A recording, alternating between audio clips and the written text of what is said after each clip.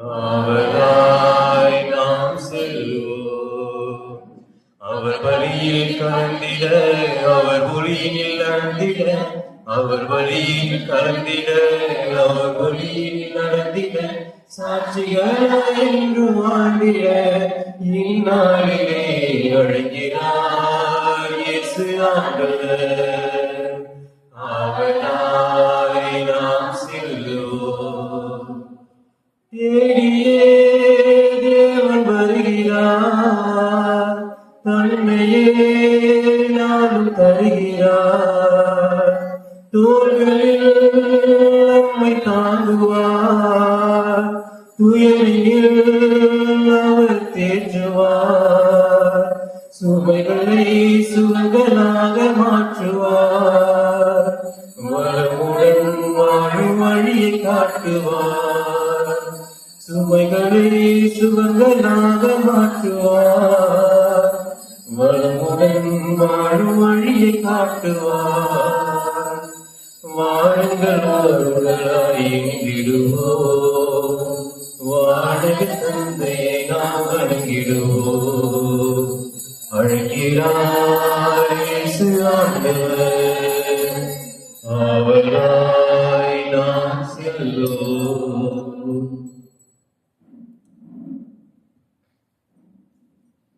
அன்பினால் உலகை ஆளுவார், ஆவியால் நம்மை நிரப்புவார், அமைதியை என்றும் அருளுவார், ஆனந்தம் நெஞ்சில் பொழியுவார், விடியவில் கீதமாக முழங்குவார், விடுதலை வாழ்வை நமக்கு வழங்குவார், விடியலில் கீதமாக முழங்குவார், விடுதலை வாழ்வை நமக்கு வழங்குவார்.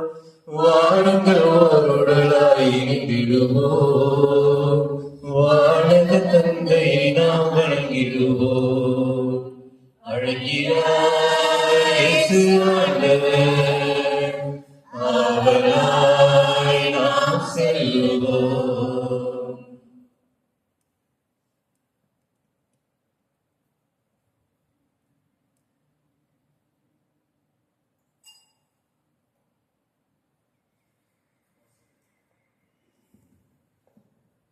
திருப்புலி முன்னரே அன்பு மக்களே, தவக்காலம் 3ஆம் ஞாயிறு திருப்பலிக்கு உங்கள் அனைவரையும் அன்போடு வரவேற்கிறோம்.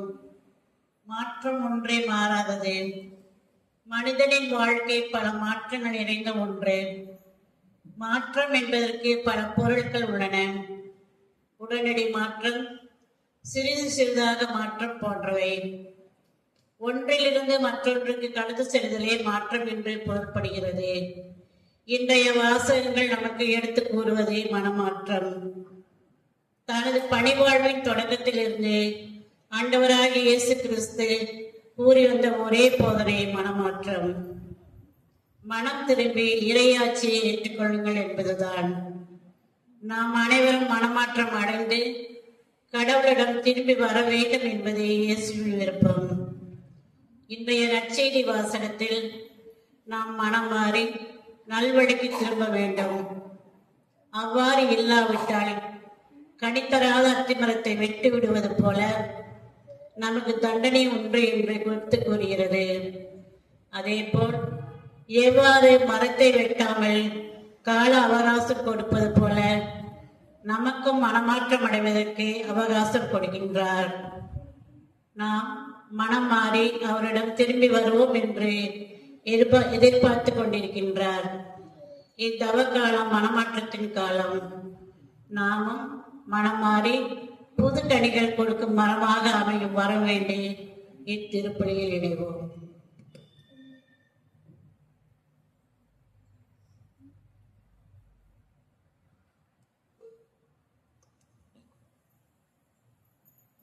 புனித அந்தோனியார் திருவழிபாட்டு குழுவினர் கருத்து குழுவில் உள்ள அனைத்து நபர்களின் குடும்ப கருத்துக்கள் நிறைவேறும்படியாக இத்திருப்பலியில் ஜெபிக்கின்றார்கள்.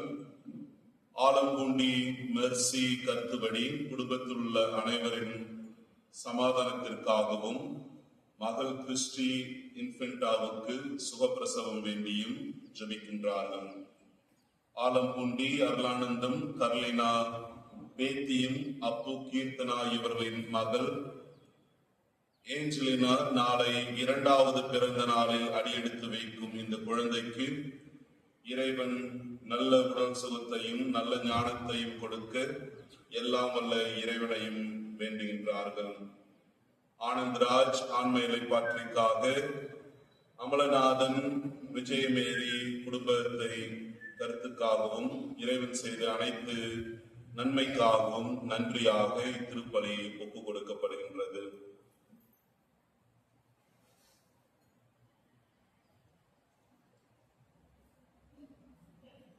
அன்பார்ந்த இறை மக்களே, உங்களுடைய கருத்துக்களுக்காகவும் தேவைகளுக்காகவும் ஜபங்களுக்காகவும் இத்திருப்பலியில் தொடர்ந்து நாம் ஜபிப்போம். தந்தை, மகன், தூய ஆவியாரின் பெயராலே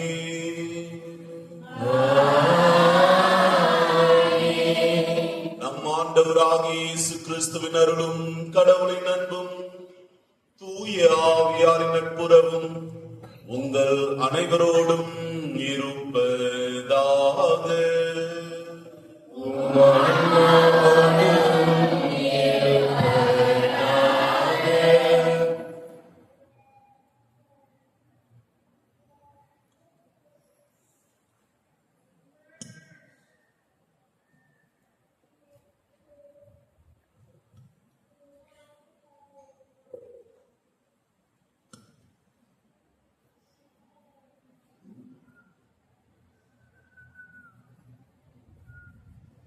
அன்புமிக்க சகோதர சகோதரிகளே, திருமுழுக்கின் நினைவாக நம் மீது தெளிக்கப்படும் நமது படைப்பாகிய இத்தண்ணீரை புனிதப்படுத்தி அருளுமாறு நம் கடவுளாகிய ஆண்டவரை கெஞ்சி மன்றாடுவோமாக. அவரை நமக்கு உதவி அளித்து நாம் பெற்றுக்கொண்ட தூய ஆவிக்கு உண்மை உள்ளவர்களாய் நிலைத்திருக்க அருள்வாராக.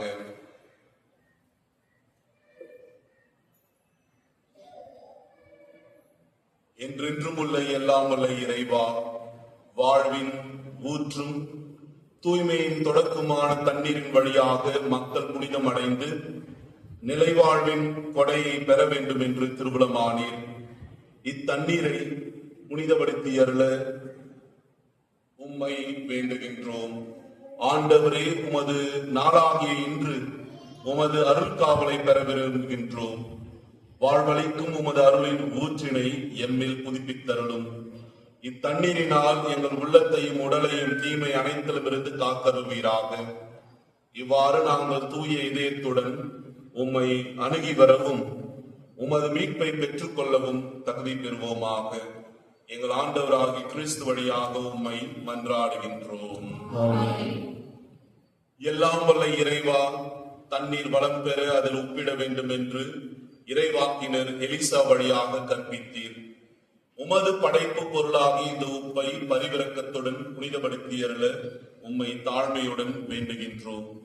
ஆண்டவரே, உப்பு கலந்த தண்ணீர் தெளிக்கப்படும் இடமெல்லாம் தீயோனின் தாக்குதல் அனைத்தும் தோல்வியுறச் செய்வீராக. உம் தூய ஆவியார் உடனிருந்து எங்களை இடையராது காத்தருள்வாராக. எங்கள் ஆண்டவராகிய கிறிஸ்து வழியாக உம்மை மன்றாடுகின்றோம்.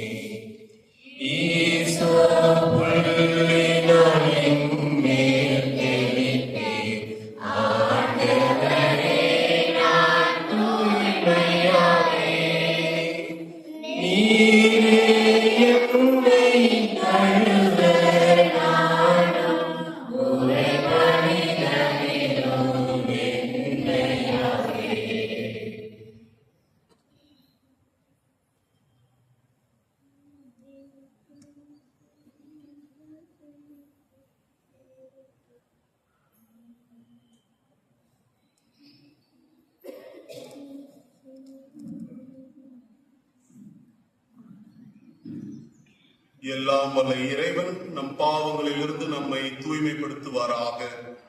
இந்த நற்கருணை கொண்டாட்டத்தின் வழியாக அவர் தம்மாக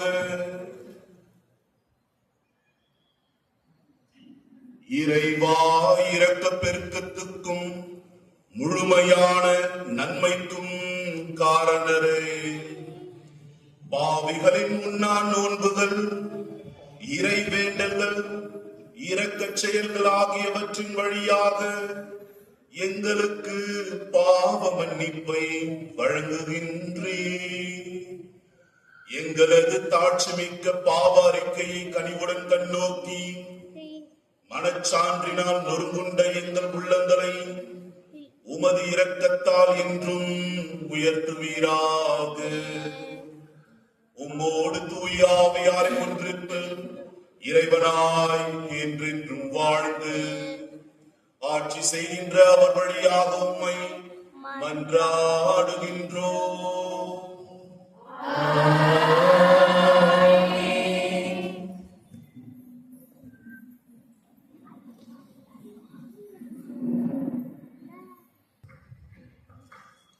முதல் வாச முன்னுரை. அடிமை வாழ்விலிருந்து நம் மக்களை மீட்டெடுக்க கடவுள் விரும்புகின்றார். அப்பணிக்காக மோசேவை தேர்ந்தெடுத்து தம் மக்களிடம் சென்று இருக்கிறவர் நாமே என்பவர் உங்களை மீட்க என்னை உங்களிடம் அனுப்பி வைத்துள்ளார் என்று என்று கூறி மோசேயை அனுப்பு இறைவனின் வார்த்தைகளை முதல் வாசகத்தில் கேட்போம்.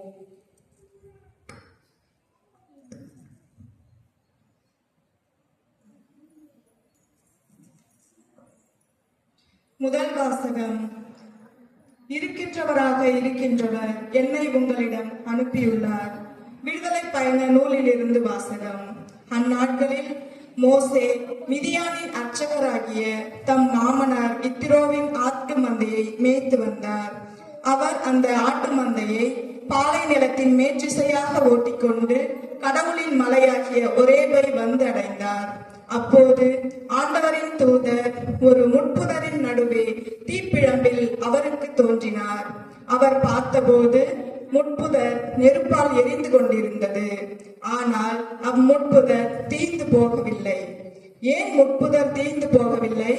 இந்த மாபெரும் காட்சியை பார்ப்பதற்காக நான் அப்பக்கமாக செல்வேன் என்று மோசே கூறிக்கொண்டார். அவ்வாறே பார்ப்பதற்காக அவர் அணுகி வருவதை ஆண்டவர் கண்டார். மோசே மோசே என்று சொல்லி கடவுள் முட்புதரின் நடுவில் இருந்து அவரை அழைக்க அவர் இதோ நான் என்றார். அவர் இங்கே அணுகி வராது, உன் பாதங்களில் இருந்து மிதியடிகளை அகற்றிவிடு, ஏனெனில் நீ நின்று கொண்டிருக்கிற இந்த இடம் புனிதமான நிலம் என்றார்.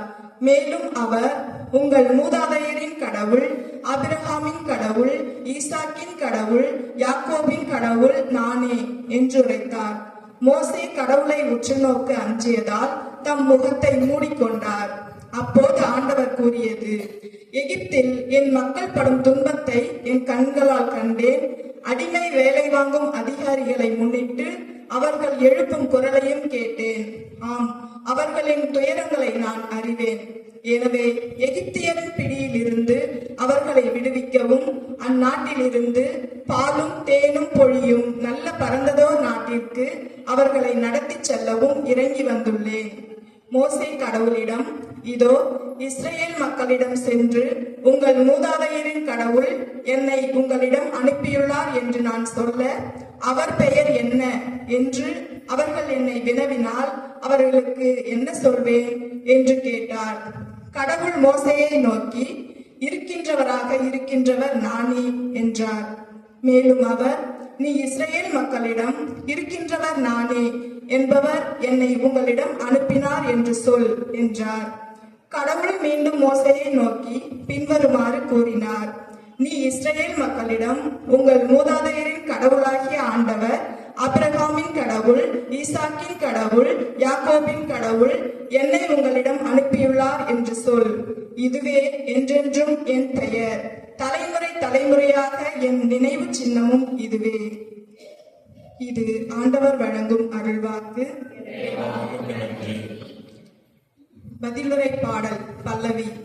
ஆண்டவர் இரக்கமும் அருளும் கொண்டவர். என் உயிரே ஆண்டவரை போற்றிடு, என் முழு உள்ளமே அவரது திருப்பெயரை ஏத்திடு.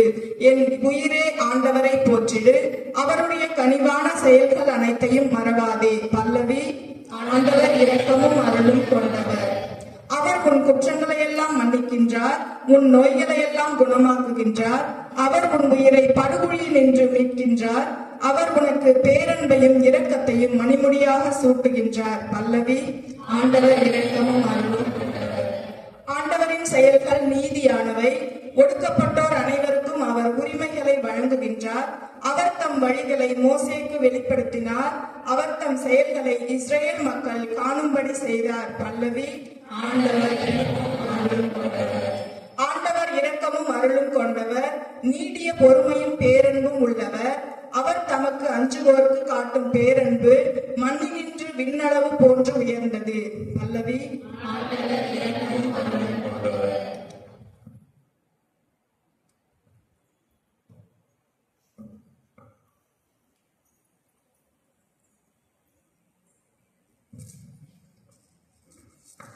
இரண்டாம் வாசக முன்னுரை. மோசேவால் வழிநடத்தப்பட்ட மக்கள் கடலையும் பாலை நிலத்தையும் கடந்து சென்றனர். வானத்து மேகம் அவர்களுக்கு வழிகாட்டியது. இவ்வாறு மேகத்தாலும் கடலாலும் திருமுழுக்கு பெற்று ஆண்டவரோடு இணைக்க பெற்றார்கள் என்று கூறும் இரண்டாம் வாசகத்திற்கு செவிமடுப்போம்.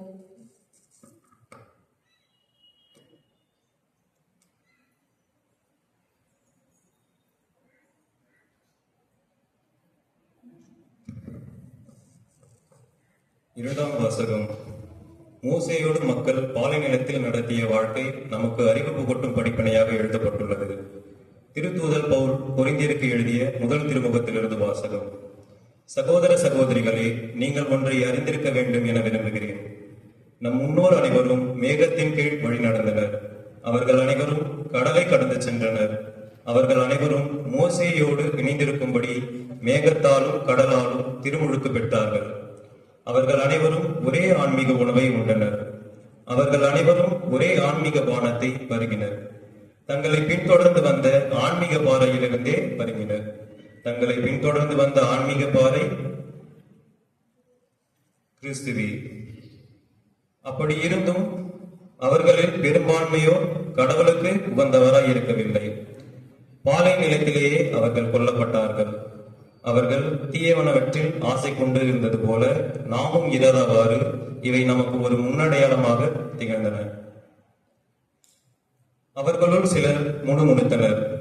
இதனால் அவர்கள் அழிவு விளைவிக்கும் தூதரால் அழிக்கப்பட்டனர். அவர்களைப் போல் நாமும் முணுமுணுக்க கூடாது. அவர்களுக்கு நிகழ்ந்த இவை அனைத்தும் மற்றவர்களுக்கு எச்சரிக்கையாக அமைகின்றன. இறுதி காலத்தில் வாழும் நமக்கு இவை அறிவுரையாக எழுதப்பட்டுள்ளன. எனவே நாம் நிலையாக நிற்பதற்காக நிலைத்துக் கொண்டிருப்பவர் விழுந்து விடாதபடி பார்த்துக் கொள்ளட்டும். இது ஆண்டவர் வழங்கும் அருள்வாக்கு.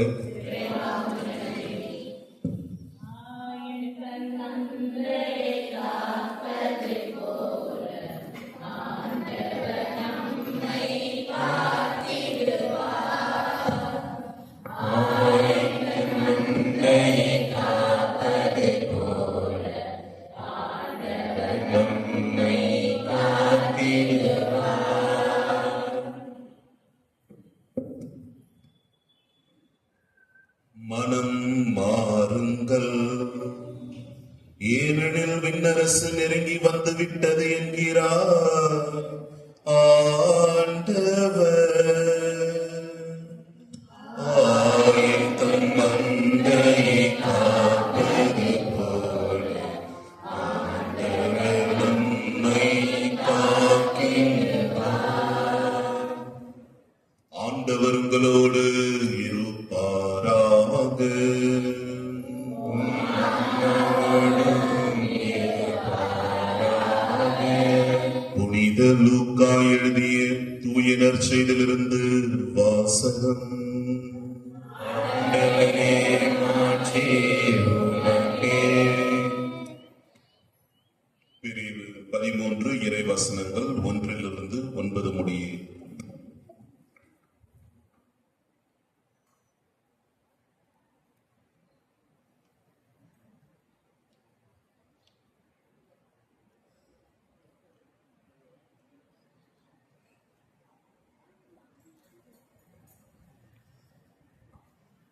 அக்காலத்தில் சிலர் இயேசுவிடம் வந்து பலி செலுத்திக் கொண்டிருந்த கலிலேயரை பிலாத்து கொன்றான் என்ற செய்தியை அறிவித்தனர்.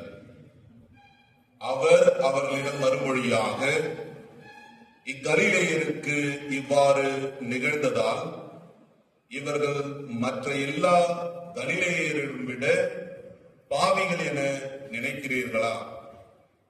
அப்படி அல்ல என உங்களுக்கு சொல்கிறேன். மனம் மாறாவிட்டால் நீங்கள் அனைவரும் அவ்வாறே அழிவீர்கள். சிலோவிலே கோபுரம் விழுந்து 18 பேரை கொன்றதே, அவர்கள் எருசலேமில் குடியிருந்த மற்ற எல்லாரையும் விட குற்றவாளிகள் என நினைக்கிறீர்களா? அப்படி அல்ல என உங்களுக்கு சொல்கிறேன். மனம் மாறாவிட்டால் நீங்கள் அனைவரும் அப்படியே அழிவீர்கள் என்றார். மேலும் இயேசு இந்த ஓமையை கூறினார். ஒருவர் தம் திராட்சை தோட்டத்தில் அத்தி மரம் ஒன்றை நட்டு வைத்திருந்தார். அவர் வந்து அதில் கனியை தேடிய போது எதையும் காணவில்லை. எனவே அவர் தோட்ட தொழிலாளரிடம், பாரும், 3 ஆண்டுகளாக இந்த அத்தி மரத்தில் கனியை தேடி வருகிறேன், எதையும் காணவில்லை. ஆகவே இதை வெட்டிவிடும், இடத்தை ஏன் அடைத்துக் கொண்டிருக்க வேண்டும் என்றார்.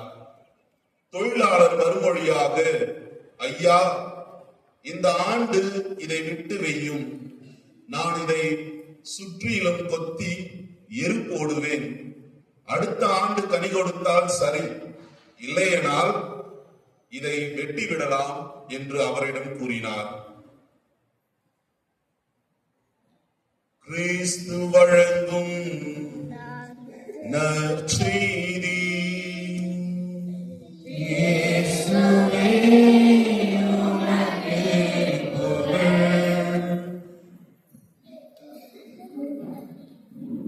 நான் மாற வேண்டுமே,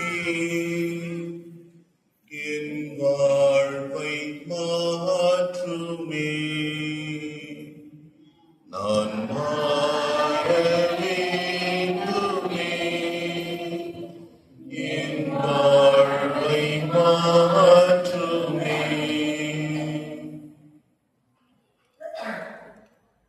சகோதரர்களே, சகோதரிகளே, அன்பு இறை மக்களே, இயேசுவுக்கே புகழ், இயேசுவுக்கே நன்றி, இயேசுவுக்கே நன்றி.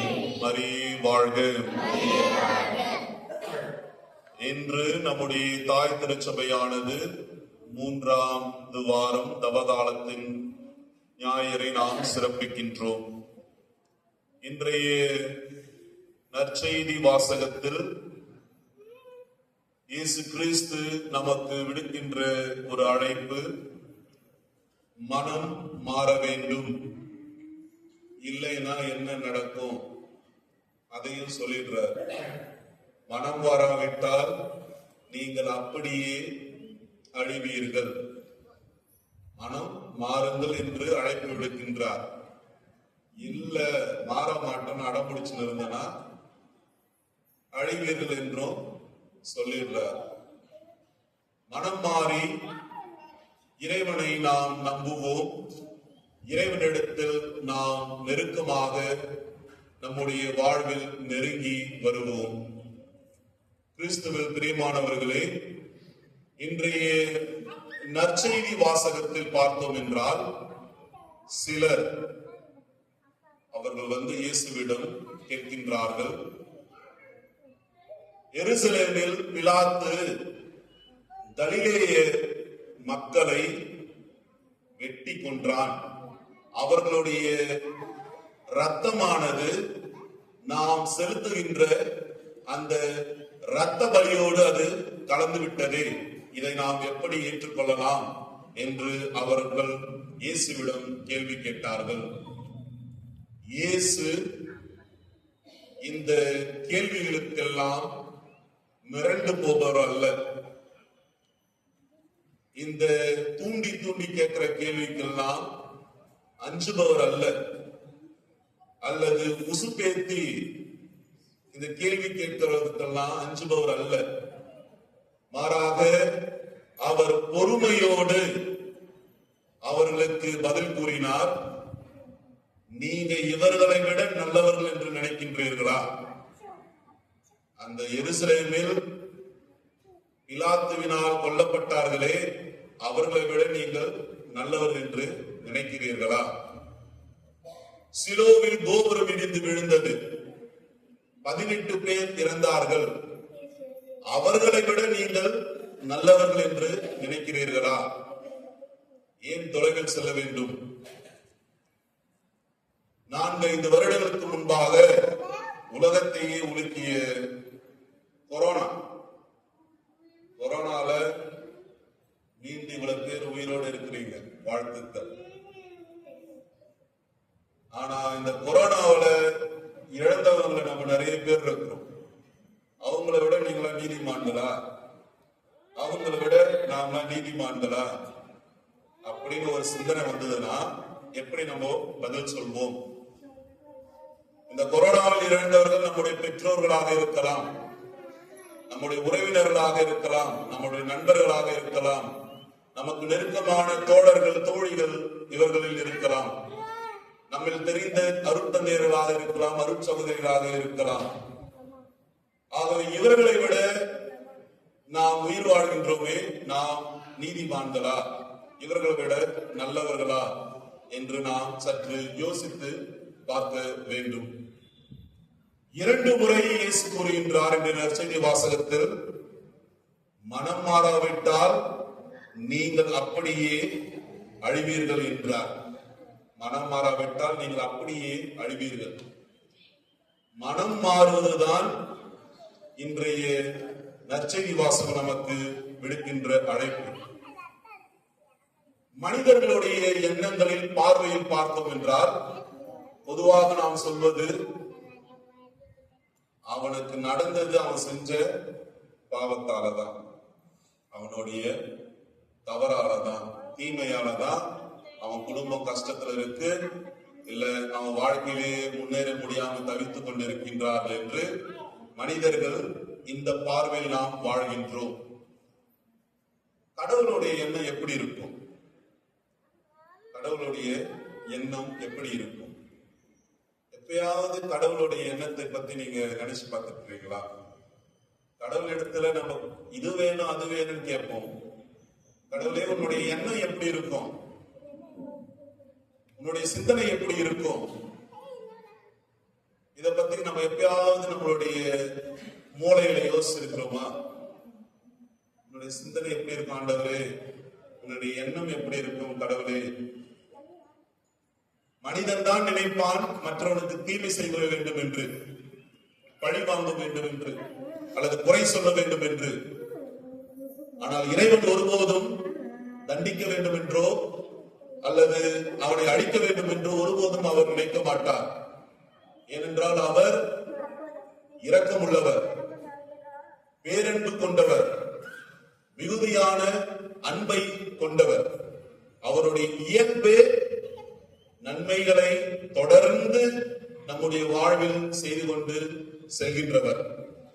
ஆகவே இறைவன் நம் ஒவ்வொருவரையும் இன்று நமக்கு கொடுக்கின்ற அழைப்பு, மனம் மாறி இறைவனை போல் சிந்தனை கொண்டவர்களாக, எண்ணம் கொண்டவர்களாக, நன்மைகள் செய்கின்றவர்களாக நாம் வாழ வேண்டும் என்று நமக்கு அழைப்பு விடுக்கின்றார்.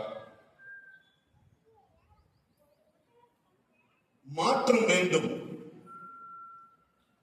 பார்வையில் மாற்றம் வேண்டும், நாம் பார்க்கின்ற பார்வையில் மாற்றம் வேண்டும். கடவுளுடைய எண்ணத்தை நாம் அறிகின்ற பொழுது நமக்கு அவருடைய சிந்தனைகளை நமக்கு புரிகின்றது, அவருடைய செயல்பாடுகள் நமக்கு விளங்குகின்றது. ஆகவே நம்முடைய வாழ்வில் கடவுளை பற்றியே தவறான புரிதல்கள் இருந்தால் மனிதனை பற்றி எவ்வளவு மோசமாக நாம் சிந்திப்போம். ஆகவே நம்முடைய வாழ்வில் பார்வையான மாற்றத்தை நாம் ஏற்படுத்த வேண்டும். நம்முடைய வாழ்வில் பாதை மாற்றமும் வேண்டும். ஏனென்றால் நம்முடைய வாழ்வில் பாதையில் பார்த்தோம் என்றால், வாழ்க்கையின் பாதையில் பார்த்தோம் என்றால், எப்பொழுதும் சதா மத்தவங்களை பத்தி தான் யோசிப்போம். இப்படி பண்ணிட்டாங்க, அப்படி பண்ணிட்டாங்க, அவ்வாறு செஞ்சுட்டாங்க, இப்படி செஞ்சுட்டாங்கன்ட்டு எப்போ பார்த்தாலும் மத்தவங்களுக்கு பத்தி தான் யோசிப்போம். மத்தவங்களை குறை சொல்றது யோசிப்போம், மத்தவங்களை கால்வாரி விடுறது யோசிப்போம், இல்ல ஏமாத்துறதுக்கு யோசிப்போம். இப்படிதான் மனிதனுடைய யோசனை இப்படியே போய் கொண்டு இருக்கின்றது. இந்த பாதையை நாம் மாற்ற வேண்டும். மனமாற்றம் ஏற்படுவதற்கு கடவுள் சொல்கின்ற வழி என்னவென்றால், நீ ஏன்பா மத்தவங்களை பார்க்கிற, நீ உன்னையே பாரு, நீ உன்னை பார், அது போதும். நீ எந்த பாதையில் செல்கின்றாய் என்று நீ உன்னையே பார். அடுத்தது, நீ நேர் வழியில் செல்கின்றாயா, அதையே நீ யோசித்து பார். நீ எதுக்கு மற்றவங்களை பத்தி யோசிக்கிற? இந்த மனமாற்றம் என்பது மற்றவர்களுக்கானது அல்ல, மாறாக என்னுடைய வாழ்க்கையில் நான் எப்படி மனமாற வேண்டும், நான் என்னை நான் எப்படி பார்த்துக் கொள்ள வேண்டும், இதை பற்றி யோசியுங்கள். அப்பொழுது இறைவனுடைய அருள் உங்களுடைய வாழ்வில் தங்கும். இறைவன் உங்களை தொடர்ந்து ஆசீர்வதிப்பார். அதை விட்டுட்டு நம்ம மற்றவர்களை பற்றி சதா யோசித்தோம் என்றால் வாழ்க்கையில் மாற்றம் ஏற்படாது, வாழ்க்கையில் கடவுளுடைய ஆசீர்வாதமும் நமக்கு அருகில் வராது. அன்பார்ந்தவர்களே, இந்த 3வது வாரமானது தவகாலத்தில் இறைவன் நமக்கு கொடுப்பது மனம் மாற வேண்டும். ஒரு முறை கடவுளுக்கு ஒரு நல்ல பரிசு கொடுக்கணும் அப்படின்ட்டு வானதூதர்கள்லாம் முடிவு பண்ணாங்க. கடவுளுக்கு நல்ல பரிசு கொடுக்கணும். சரி, என்ன பரிசு கொடுக்கலாம் அப்படின்ட்டு வானதூதர்கள் யோசிச்சாங்க. சரி, கடவுளுடைய பிறந்த நாளுக்கு அதை விட சிறப்பானது எதுவுமே நம்ம கொடுக்க முடியாத அளவுக்கு ஒரு பெரிய பரிசு கொடுக்கணும். உடனே பார்த்தாங்க, ஒரு குழந்தை திருமுழுக்கு பெற்றிருந்தது. இந்த திருமுழுக்கு பெற்ற கை குழந்தையை விட பெரிய பரிசு என்ன இருக்க போகுது? அதனால கடவுளுக்கு இந்த கை குழந்தையை பரிசா கொடுப்போம், இந்த திருமுழுக்கு பெற்ற குழந்தையை பரிசா கொடுப்போம் அப்படின்னு சொல்லி கொடுக்கும் பொழுது, கடவுளுக்கு, ஆண்டவரே, இதுதான் உங்களுக்கு நான் கொடுக்கின்ற பரிசு. இதை ஆண்டவர் ஏற்றுக்கொண்டார், கடவுள் ஏற்றுக்கொண்டார். வருடம் முழுவதும் ஒரு விவசாயி தன்னுடைய வயலில் வேலை செய்தான். அவன் அறுவடை செய்த நெல்லில் ஒரு படி நெல். ஆண்டவரே, இந்த விவசாயி கஷ்டப்பட்டு வேலை செஞ்சான். அவனோட வேர்வை எல்லாத்தையும் சிந்தி அவன் இடத்துல இருந்து நானு ஒரு படி அரிசி எடுத்துட்டு வந்து தரேன் உனக்கு. ஆகவே இந்த அரிசியை பெற்றுக்கொள். கடவுள் பார்த்தாரு, விவசாயி எவ்வளவு கஷ்டப்பட்டு இருக்கிறான், இவனுடைய பரிசை நாம் பெற்றுக்கொள்ளலாம் அப்படின்னு. அடுத்தபடியாக இருந்த மலர்களை பார்த்தார்கள். அவ்வளவு அழகான மலர்கள். அந்த மலரை எடுத்துக்கொண்டு கடவுளுக்கு கொடுத்தோம்னா கடவுள் ரொம்ப மகிழ்ச்சி அடைவார் என்று ஒரு வானதூதர் நினைத்தார். அந்த மலர்களையும் அவர்கள் எடுத்துக்கொண்டு கடவுள் எடுத்து கொடுத்தார்கள். அந்த அழகிய மலர்களை பார்த்தவுடன் கடவுள் மகிழ்ச்சி அடைந்தார். ஆனால் கடவுளுக்கு உண்மையான மகிழ்ச்சி இல்லை. இதை உணர்ந்த வானதூதர் எப்படியா கடவுளுக்கு ஒரு சிறந்த பரிசு கொடுக்க முடியும்? அப்பொழுது அவர்கள் மீண்டும் அந்த சமணசில் ஒருவர் சுற்றி உலா வருகின்ற பொழுது, ஒரு மனிதன் ஆலயத்தில் அமர்ந்து ஜெபித்து தன்னுடைய வாழ்க்கையினுடைய தவறுகளை உணர்ந்து மனமாற வேண்டும் என்று ஆண்டவரிடத்தில் மன்றாடி ஜெபித்தான். அப்பொழுது அவன் சிந்திய கண்ணீர் துளிகளை அந்த சமணசு கையில் ஏந்தி ஆண்டவரிடத்தில் சென்று, ஆண்டவரே, இந்த பரிசை நான் உனக்கு தருகின்றேன். அதை கண்ட ஆண்டவர், அதை கையில் கண்ட கடவுள் பெருமகிழ்ச்சி அடைகின்றார். எனக்கு நீங்க கொடுத்த அந்த திருமுழுக்கு குழந்தை எனக்கு முழுமையான மகிழ்ச்சி தரவில்லை. அந்த நெல்லும் தரல, அந்த மலரும் தரல. ஆனால் இந்த கண்ணீர் துளிகள் இருக்கின்றது, மனமாற்றத்தினுடைய கண்ணீர் துளிகள். இந்த கண்ணீர் துளிகள் எனக்கு மட்டில்லா மகிழ்ச்சியை தருகின்றது என்று கூறினார். அன்பார்ந்தவர்களே, ஆண்டவர் இந்த தவகாலத்தில் விரும்புவது நம்முடைய மனமாற்றம். இந்த மனமாற்றத்தினால் வருகின்ற அந்த வலிகள், கண்ணீர் துளிகள், அனைத்தையும் இறைவன் அன்போடு ஏற்கின்றார். மனம் மாறாவிட்டால் என்ன ஆகும்? அத இன்னும் சற்று படி பார்த்தோம்னா நற்செய்தியில் தெளிவாக கூறுகின்றது. அத்திமர ஊமை. அத்திமர ஊமையில அந்த மரம் 3 வருடங்களாக எந்த ஒரு பலனையும் தராத ஒரு மரம். அந்த மரத்திலிருந்து பொதுவா மரத்தின் உரிமையாளர் பழங்களை எதிர்பார்ப்பது அவருடைய எதிர்பார்ப்பு. ஆனால் 3 வருடங்களாகியும் அந்த மரத்தில் ஏதும் பழம் வரவில்லை, கனிகள் தராத காரணத்தால ஒரு ஆண்டு எக்ஸ்டென்ஷன் கொடுங்க, ஒரு முறை 2ஆம் வாய்ப்பு கொடுங்க. எப்படியாவது இந்த மரத்திற்கு தேவையான உரத்தையும் வெட்டி நல்லா எரு போட்டு இந்த மரத்தை செழிப்பாக்கி அடுத்த வருடம் நல்ல ஒரு கனியை தரும் ஒரு மரமாக, அத்தி மரமாக மாற்றுவேன் என்று அந்த தொழிலாளர் கூறினார். 2, அந்த உரிமையாளர் கடவுள். கடவுள் நம்ம ஒவ்வொரு இடத்திலிருந்து நற்கனிகளை எதிர்பார்க்கின்றார். நமக்காக பரிந்து பேசினவர் அந்த தோட்டக்காரர் இயேசு கிறிஸ்து. ஒரு வாய்ப்பு தரார், 2ஆம் வாய்ப்பு தருகின்றார். மனம் மாறுங்கள், மனம் மாறி நம்முடைய வாழ்க்கையை மாற்றிக் கொள்ளுங்கள் என்று 2ஆம் வாய்ப்பை இயேசு கிறிஸ்து நமக்கு தருகின்றார். அந்த மரத்தை பத்தி பார்த்தோம்னா அந்த மரம் இடத்தை அடைச்சுட்டு இருக்கு. இடத்தை அடைச்சுட்டு இருக்குதுன்னா ஒரு பிரயோஜனமும் இல்லை, ஒரு பலனும் கிடையாது. அதை வெட்டி விடுறதுதான் நல்லது. நம்முடைய வாழ்க்கையில மனம் மாறலன்னா ஒரு பிரயோஜனமும் கிடையாது, ஒரு பிரயோஜனமும் கிடையாது. அதற்கான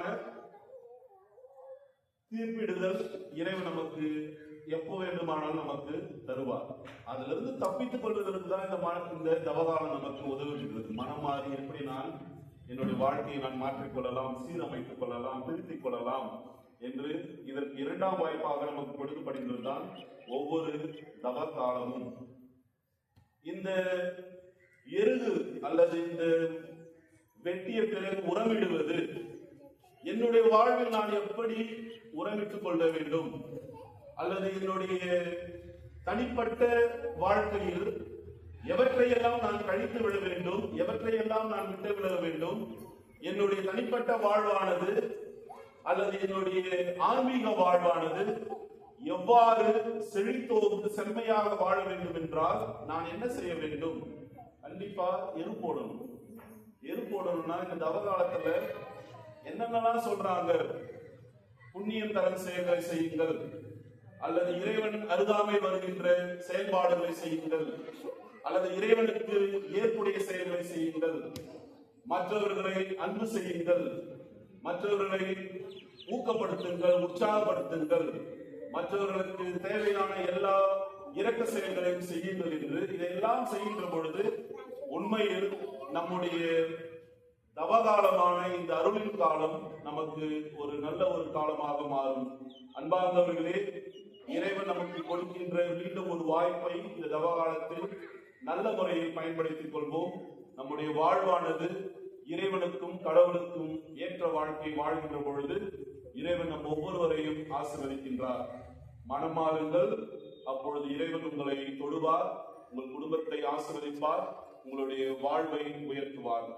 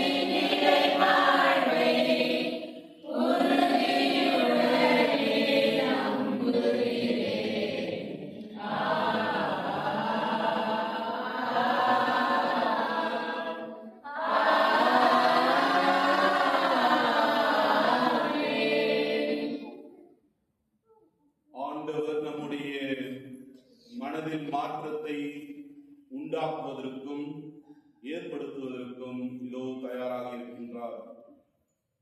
ஆண்டவருடைய மாற்றத்தை ஏற்றவர்களாய் அவருக்கு நம்முடைய விண்ணப்பங்களையும் மன்றாட்டுகளையும் சமர்ப்பிப்போம். அன்பு தந்தையே இறைவா, என் திரு அவையை வழிநடத்தும் இறைப்பணியாளர்கள் அனைவரும் உன் சித்தம் உணர்ந்து அனைத்து மக்களையும் நல்ல கனி தரக்கூடிய கூடிய நல்ல மரங்களாக மாற்றிட எங்களை வழிநடத்த வேண்டும் என்று உண்மை மன்றாடுகிறோம். இரக்கத்தின் இறைவா, தவக்காலம் மனமாற்றத்தின் காலம் என்பதை உணர்ந்து எங்கள் பாவ வழிகளை விட்டுவிட்டு தகுந்த தயாரிப்புடன் ஒப்புரவு அடையாளத்தில் பங்கெடுத்து உம்மோடு உள்ள உறவினை புதுப்பித்துக் கொண்டு உம் வழி தொடர வரம் தருமாறு உண்மை மன்றாடுகிறோம். ஞானத்தின் ஊற்றே என் இறைவா, தேர்வுகளுக்காக தங்களையே தயாரித்துக் கொண்டிருக்கின்ற மாணவ மாணவிகளுக்கு நல்ல ஞாபக சக்தியை அருளி அவர்கள் தேர்வினை திறம்பட எழுதிட வேண்டிய வரம் தர வேண்டும் என்று உண்மை மன்றாடுகிறோம். விண்ணக தந்தையே என் இறைவா, உறவுகளை இழந்த அனாதைகள், ஆதரவற்றோர், தனிமையில் வாடுவோர் அனைவருக்கும் நீரே உச்ச துணையாக இருந்து அவர்களின் துயர் குறைத்து பயணிக்க வேண்டும் என்று உண்மை மன்றாடுகிறோம்.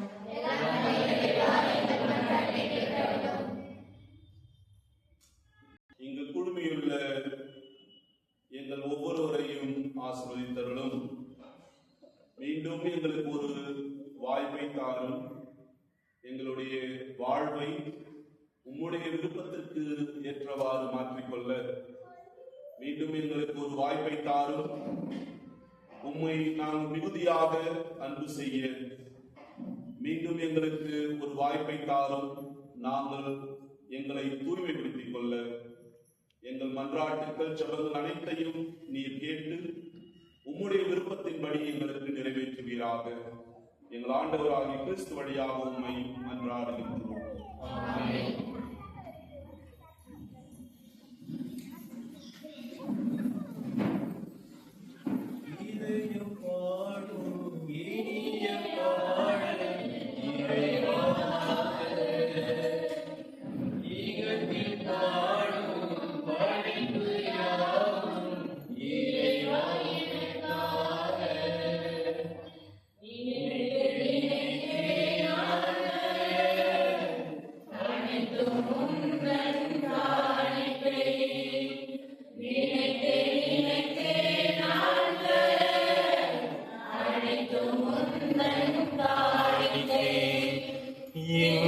இதயம் பாடும் இனிய பாடல் இறைவா உமக்காக.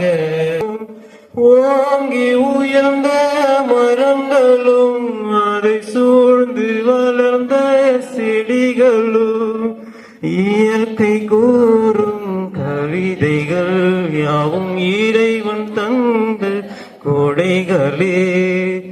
இயற்கை கூறும் தைகள் யாவும் இறைவன் தந்த கொடைகளே. நினைத்தே நான் தர அனைத்து உந்தன் காணிக்கை. நினைத்தே நான் தர அனைத்து உந்தன் காணிக்கை. இதயம் பாடும் இனிய பாடல் இறைவா உமக்காக. பறந்து திரியும் பறவைகள், அலை பாடும் கடல் வாழ் விலங்குகள், விண்மீனும் இயற்கை கூறும் கவிதைகள் யாவும் இறைவன் தந்த கொடைகளே. இயற்கை கூறும் கவிதைகள் யாவும் இறைவன் தந்த கொடைகளே. நினைத்தே நான் தர அனைத்து உந்தன் காணிக்கை. நினைத்தே நான் தர அனைத்து உந்தன் காணிக்கை. என் இதய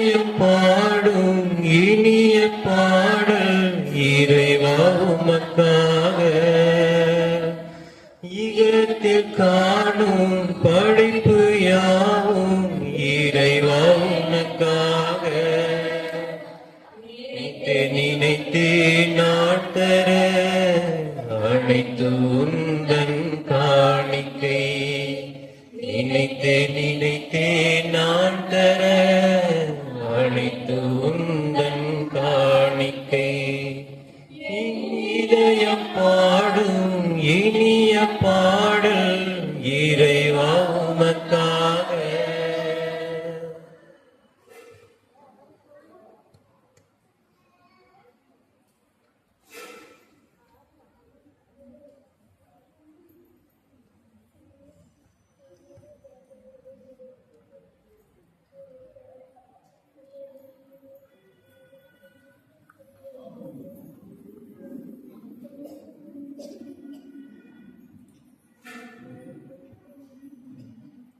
சகோதரர்களே, சகோதரிகளே, என்னுடையதும் உங்களிடதுமான இப்பணி எல்லாம் வல்ல தந்தையாக இறைவனுக்கு ஏற்றதாகும்படி மன்றாடுங்கள். ஆண்டவர் தமது திருப்பெயரை மாற்றுக்காகவும் மாற்றுக்காகவும் நன்மைக்காகவும் இறைவனின் அனைத்து நலனுக்காகவும் உமது கையிலிருந்து இப்பலியை ஏற்றுக்கொள்வாராக. ஆண்டவரே, இப்பலிகளால் மனநிறைவு அடைந்த எங்களுக்கு அருள் புரிவீராக. எங்கள் குற்றங்களிலிருந்து எங்களை மன்னிக்க வேண்டுகிற நாங்கள் பிறருடைய குற்றங்களை மன்னிக்க முயல்வோமாக. எங்கள் ஆண்டவராகிய கிறிஸ்து வழியாக உம்மை மன்றாடுகின்றோம்.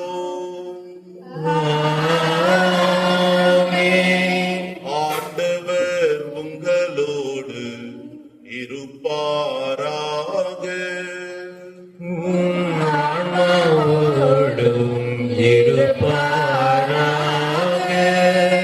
இதயங்களை மேலே எழுப்புங்கள்.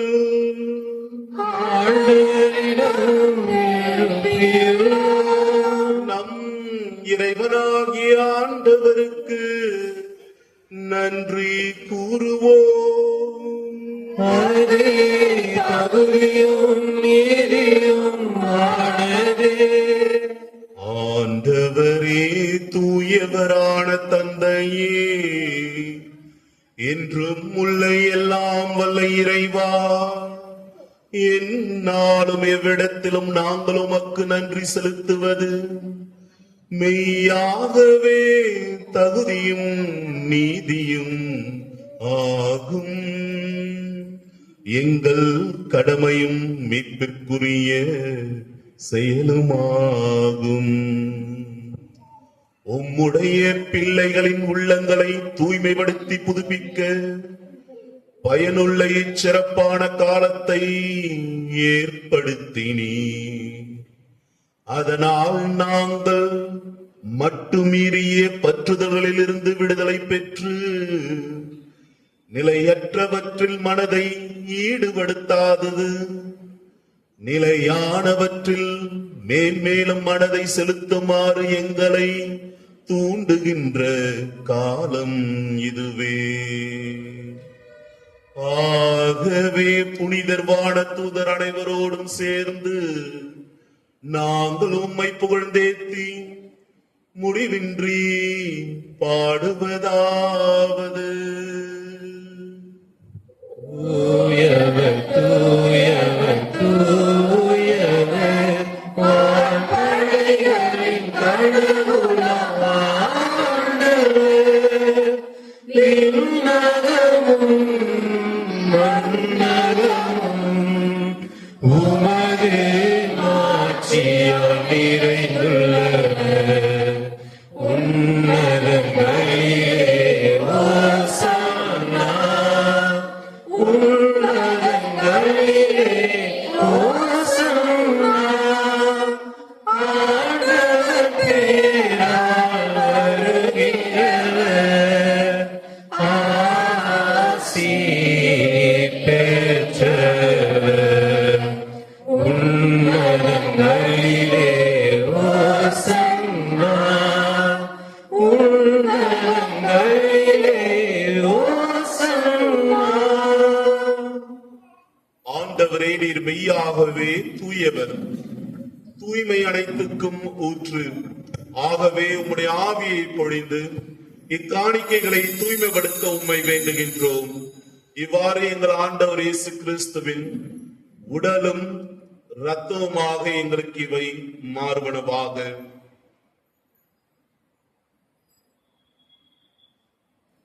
அவர் பாடுபட உளம் கனிந்து தம்மை கையளித்த போது அப்பத்தை எடுத்து நன்றி செலுத்தி அதை பிட்டு தம் சீடர்களுக்கு அளித்து கூறியதாவது: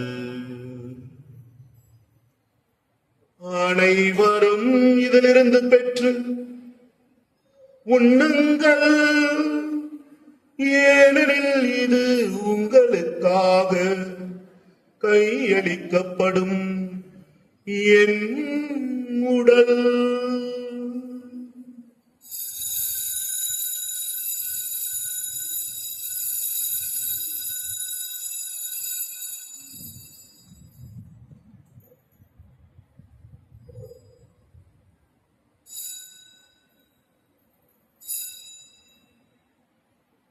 அவ்வண்ணமே இரவு விருந்தை அருந்திய பின் கிண்ணத்தையும் எடுத்து மீண்டும் உமக்கு நன்றி கூறி தம் சீடர்களுக்கு அளித்து அவர் கூறியதாவது: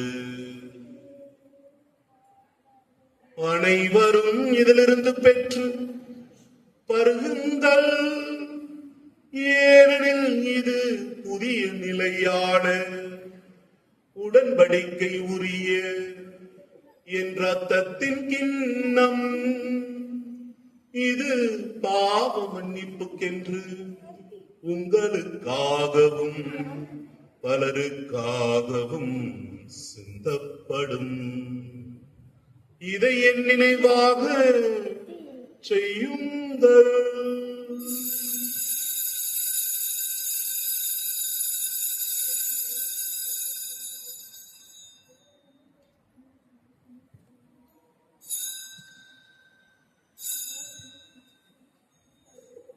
நம்பிக்கையின் மறை பொருள்.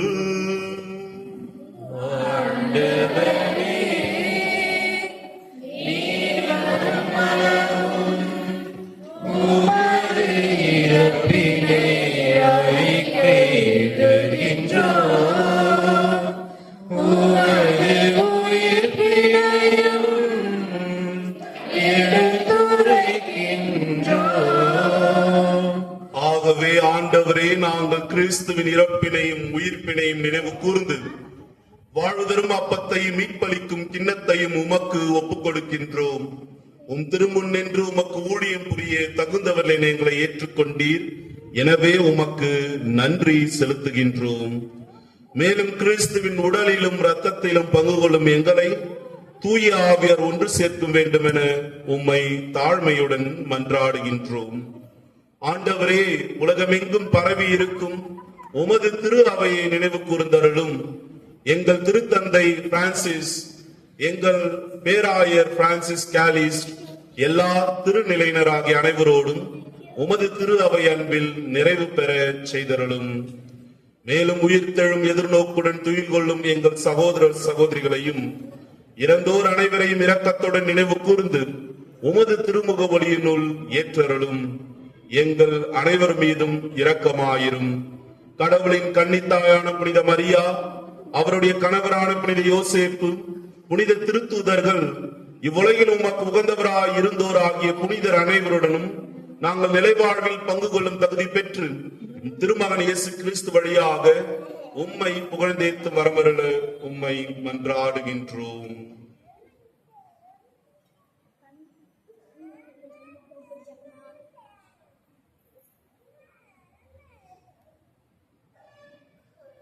இவர் வழியாக இவரோடு இவர் எல்லாம் வல்ல இறைவனாகிய தந்தையே, தூய ஆவியாரின் ஒன்றிற்கு எல்லா புகழும் மாட்சியும் என்றென்றும் உமக்கு உரியதே.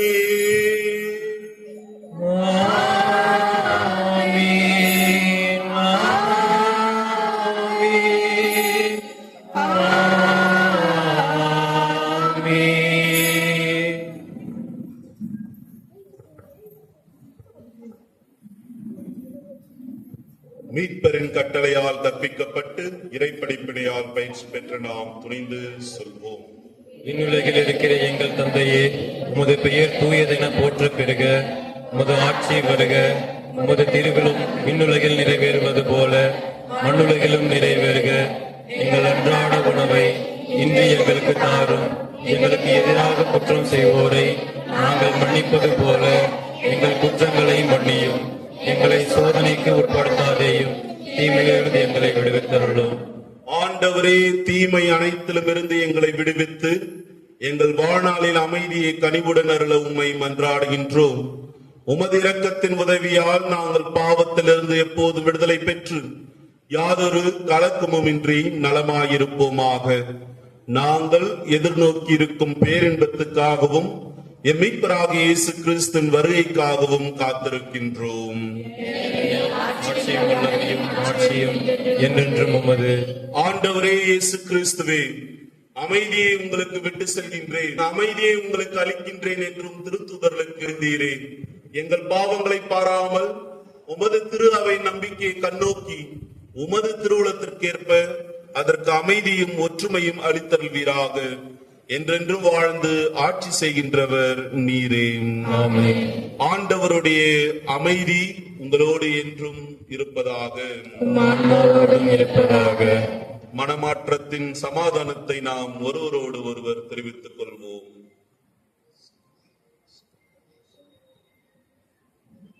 உலகின் பாவங்களை போக்கும் இறைவனின் செம்மறியே, எங்கள் மேல் இரக்கமாயிரும். உலகின் பாவங்களை போக்கும் இறைவனின் செம்மறியே, எங்கள் மேல் இரக்கமாயிரும். உலகின் பாவங்களை போக்கும் இறைவனின் செம்மறியே, எங்களுக்கு நீதி அருளும்.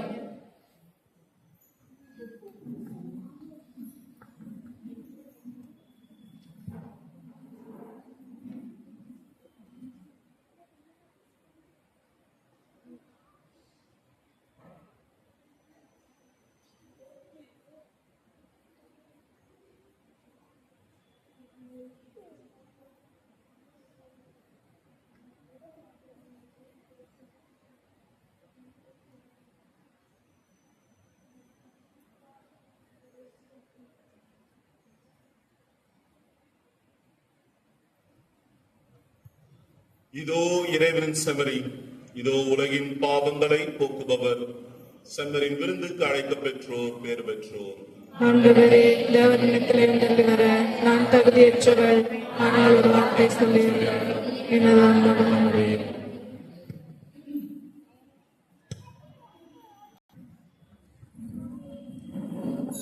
என் தேடல் நீ, என் தெய்வமே, நீ இன்றி என் வாழ்வு நிறம் மாறுதே.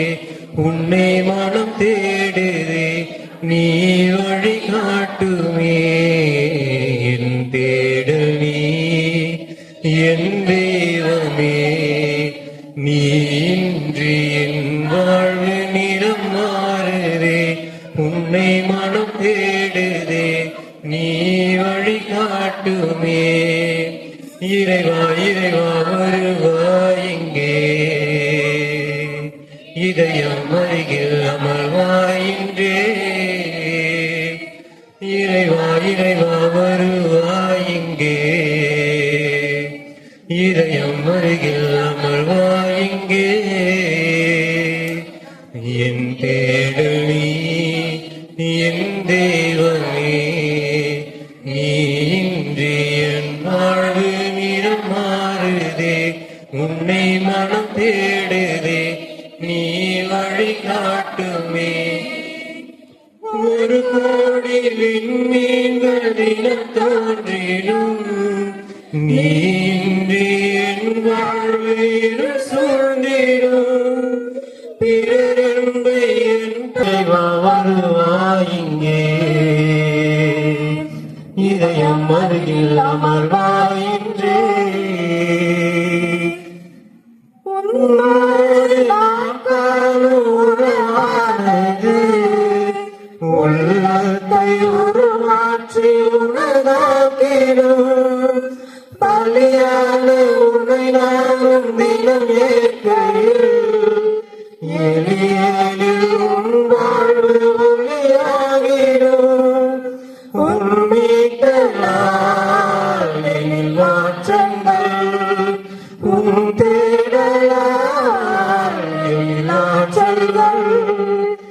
வழி தேடும் என்னை காக்க நீ வேண்டுமே. இறைவா இறைவா வருவாய் இங்கே,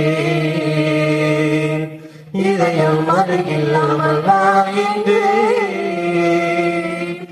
இறைவா இறைவா வருவாய் இங்கே, இதயம் அருகில் அமர்வாயிற்றே. என் தேடல் நீ, என் தெய்வமே, நீ இன்றி என் வாழ்வு நிறம் மாறுதே.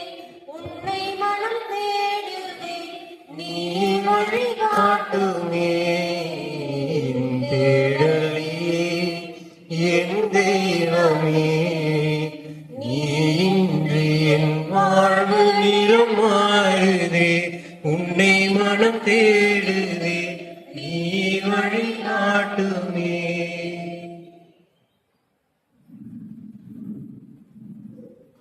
இயேசுவின் ஆன்மாவே என்னை புனிதமாக்கும். கிறிஸ்துவின் திருவுடலே என்னை மீட்டரும். கிறிஸ்துவின் திருரத்தமே எனக்கு எழுச்சியூட்டும். கிறிஸ்துவின் நல்ல இயேசுவே எனக்கு செவிசாயும். திரு காயங்கள் என்னை மறைத்தலும். உம்மிடம் இருந்து என்னை பிரியாதேயும். பகைவர்களிடமிருந்து என்னை காத்தருளும். எனது இறப்பின் வேளையில் என்னை அழைத்தருளும். உன்னிடம் வர எனக்கு கட்டளையிட்டருளும். புனிதர்களோடு காலமும் உம்மை புகழ செய்யும்.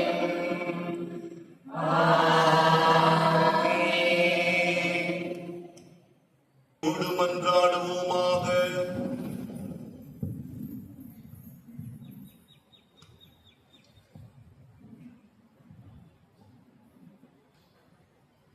ஆண்டவரே, விண்ணகத்தில் உள்ள மறைபொருளின் அச்சாரத்தையும் இவ்வுலகில் ஏற்கனவே விண்ணக உணவால் வளமையும் பெற்றுள்ள நாங்கள் உம்மை பணிவுடன் வேண்டுகின்றோம். அதனால் மறைப்பொருளாக எங்களில் நிகழ்வது செயலளவிலும் நிறைவு பெறுவதாக. எங்கள் ஆண்டவராகிய கிறிஸ்து வழியாக உம்மை மன்றாடுகின்றோம். ஆண்டவர் உங்களோடு இருப்பாராக.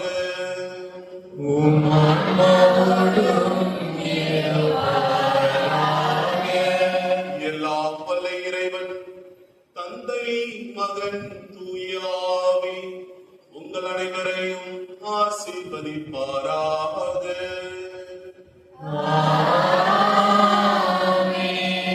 சென்று வாருங்கள், திருப்பலி நிறைவேறிற்று.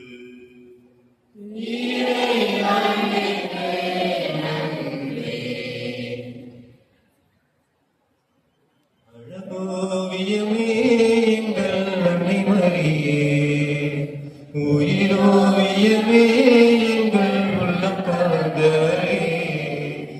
அழகோவியமே எங்கள் அன்னை மரியே, உயிரோவியமே எங்கள் உள்ளம் கவர்ந்தவரே. உன் பார்வை சொல்லும் கருணையும் பாத மலரின் அருமையும், பார்வை சொல்லும் கருணையும் பாத மலரின் அருமையும். அழகே அழகே எங்கள் வாணி அழகே, அழகோவியமே எங்கள் அன்னை மரியே, உயிரோவியமே எங்கள் உள்ளம் கவர்ந்தவரே. கோடான கோடி மக்கள் குறைகளை தீர்ப்பவரே, கொள்ளையழகோடு